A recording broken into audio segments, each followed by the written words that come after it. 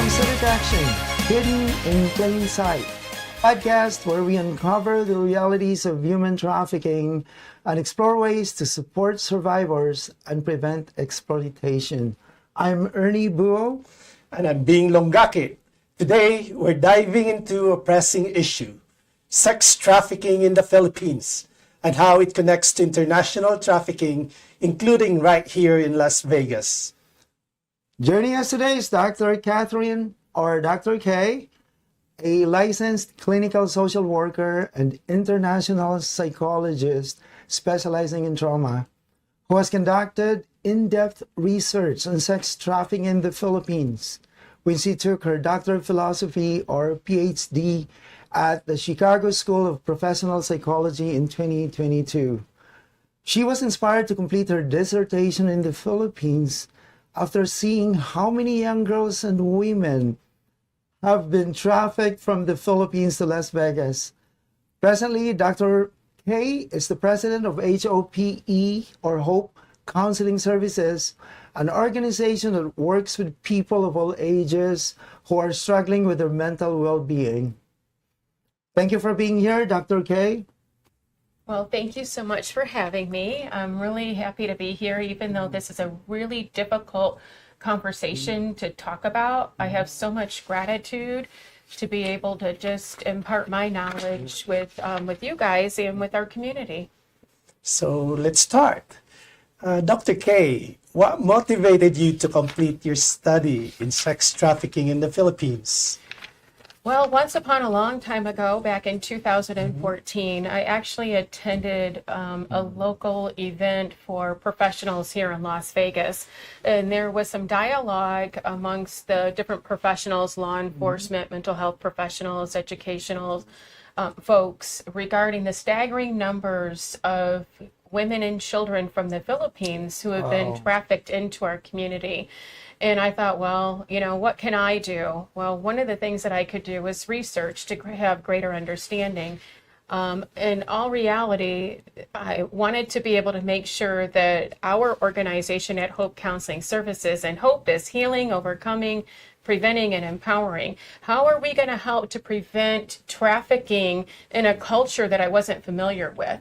How was I going to be able to empower healthy change with women and children that I had no knowledge of? And so I decided to explore doctoral programs that specialized in trauma and culture. Thus, I became an international psychologist and began my dissertation study in human trafficking, specifically sex trafficking of women and young girls in the Philippines. Very important work, Dr. K. Can you tell us more about your study? What was the organization that you work with? Who were the participants involved? And what were the biggest takeaways? Sure, absolutely. I conducted my study in the Philippines over the course of several years, doing research on the culture as well as sex trafficking, not just in the Philippines, but worldwide, globally, making some comparisons. And the organization that was so gracious to work with me over a number of years to collect my data was actually in Cebu, a non-profit organization, which I'm not at liberty to disclose the name for Bing protection. came from. Bing was born there. Oh, True, cool, I am right from on. Cebu. Do you speak Cebuano? I do not, but I speak one of their most important languages, which is the language of love. And so Great. That's great. it was an incredible journey, incredible experience, and I completed the bulk of my work during the pandemic. And so it just was a phenomenal experience. I learned a lot from the participants. So the participants were actually professionals.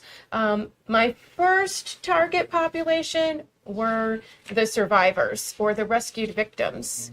However, the Institutional Review Board said no. My department chair said no, because they're a vulnerable population. So I actually interviewed the professionals in the Philippines who were social workers, case managers, educators, house parents, people who go out in the trenches to do the rescuing. And although I would like to have had law enforcement, they were too busy keeping the streets safe amidst the pandemic. Right. And so I wasn't able to get them to participate. There was something else you asked me. Yeah, the takeaways. Oh, the from takeaways. that. Yes, the yeah. takeaways. So many incredible takeaways. The most heart-wrenching takeaway, was really about cyber trafficking that had come to be this huge thing amidst the pandemic in the Philippines. The Philippines is in the top 3 countries worldwide for cyber trafficking. What essentially is cyber trafficking? Cyber sex trafficking, so where sex is being promoted through social media, where sexual acts are being perpetrated, and the most heart-wrenching thing is that traffickers were targeting parents. In the villages of the Philippines, you have people who are hungry, they're starving, and they couldn't leave their homes. And unfortunately, a lot of parents were promised lots of dollars by trafficking their own daughters. And this was not just in the Philippines. This is a worldwide issue where trafficking has evolved to that. And it continues to be so today. It's a true travesty, but this was the most shocking finding of my study. Wow. That's very horrifying. It is horrifying. They're targeting the most vulnerable group of people. Yes. But I don't want to give the message that was the only, takeaway. That was the most tragic takeaway. And that's not to say that all the kids that were being trafficked during my study were trafficked by family members, by parents who were desperate to feed the entire family. And then you have the children who were desperate to please their parents. But a lot of girls and women were trafficked under the false guise of promises of employment in the United States. And this is where the international sex trafficking happens, right? Across borders, where they get promised nursing jobs, they get promised to work in the entertainment capital. You're going to be able to be on a big stage. Yeah, Las Vegas. Right? Vegas, yeah. It's a big attraction, Huge. So any patterns that you noticed the traffickers used in luring these victims to come here? They will lure them. They have like entertainment job recruiting places, sort of like how you would go to an employment agency here. And so, look, we can help you to help your family. In the Philippines, family and God, that's at the center, right? And so to be told that you can help to support your family, we'll give you the money to go, we'll get you the passport, we'll get you the airplane, we'll get you an apartment, and then as soon as they arrive, their documentation is taken from them, and that's where the coercion begins, the sexual exploitation begins, the debt bondage begins, that now you owe me, and then these girls have no way to escape, and then the shame factor is unbelievable. So when you say their documentations are confiscated, like their passports, they're taken their from them visas, as soon as they land. Wow, that's terrifying. How do these victims escape at all, if they can escape? Well, and that's the hard part. So how do we help them to be able to feel safe enough to walk away from what becomes a new life when they carry a significant amount of shame? And when you think about the Filipino culture and the community centers around family, so I came here for my family, and if my family finds out that I've lost my virtue, they're not going to think well of me. They're going to want to disown me.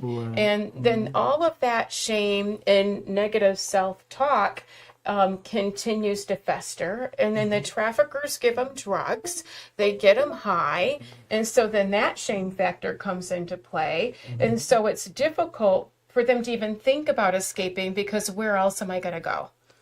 That's very true. Right? Very true. And so for us, what can we do is to keep our eyes open and to notice when you see, young girls, don't be afraid to check in. Are you okay?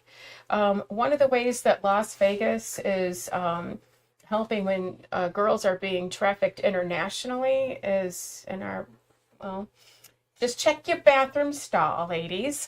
And so I gotta say that Vegas is doing some pretty great things to help be able to rescue. And so it's not as much as escaping as it is rescue efforts, and how can we help them to be able to have places in the Filipino community right here in Las Vegas of where these young girls and women can go. Churches, community centers, right? Right. So let's talk about the connection to Las Vegas. How are Filipino youth and adults trafficked across international borders into this community?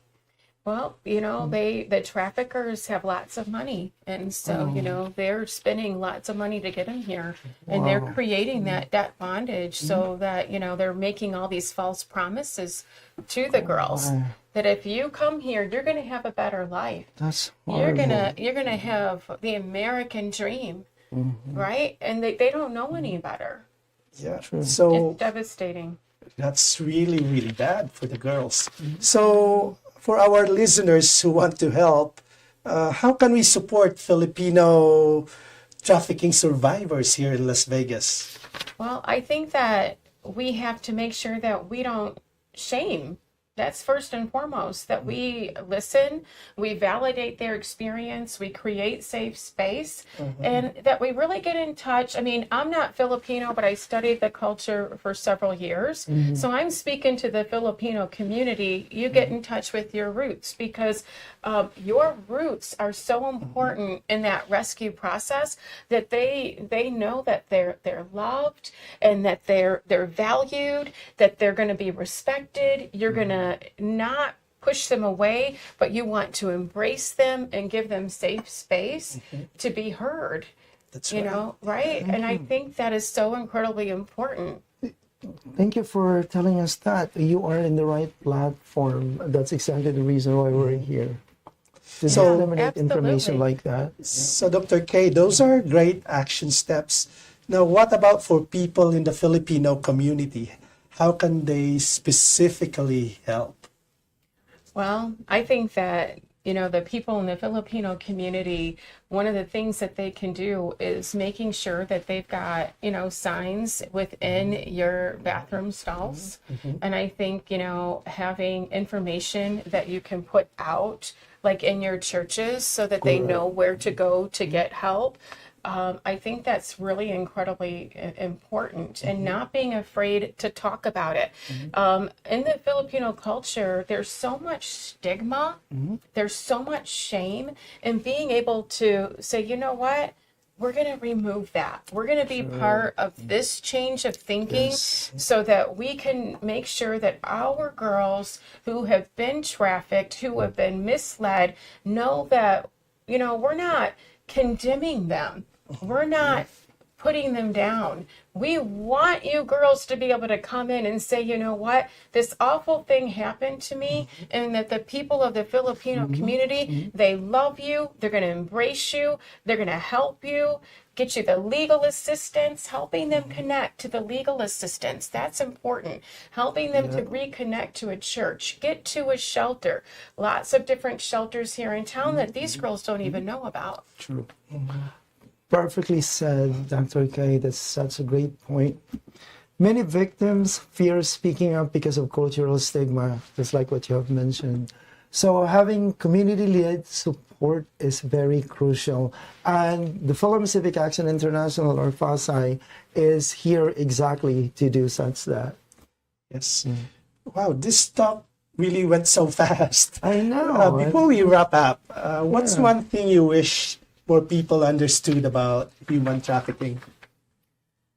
That it's not just something that's happening far away. It's happening in our community. Las Vegas is a hub for domestic as well as international sex trafficking, and that we have to be mindful. We need to be able, we live in a place where, sex is like people come from the tourist, right? And so sex trafficking is feeding that community. But we as community leaders, we can do something by coming together collectively. Very true. That's Thank you, very, very Dr. true. K. Yeah, thank you. And for someone who suspects trafficking, what's the best way to respond? Honestly, when you see someone, you want to be really careful because you don't know if their trafficker is nearby. So you want to make sure that you're not putting them in harm's way.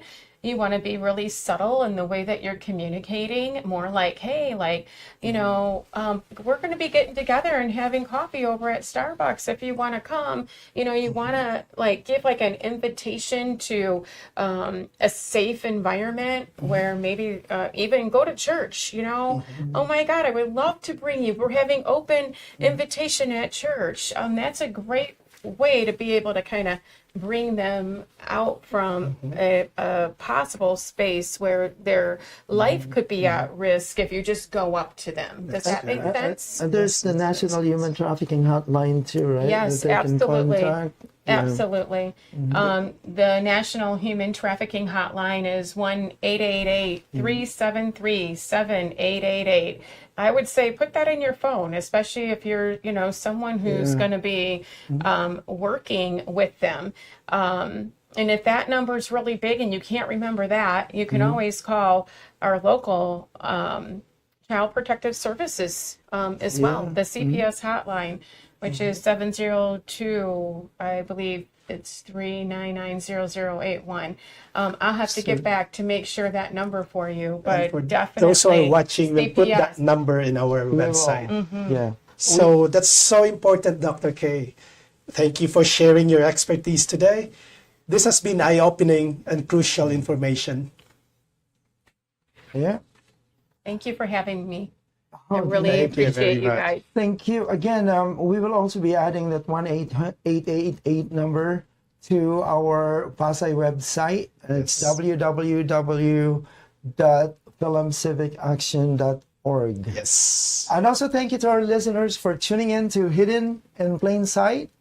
Please don't forget to share this episode.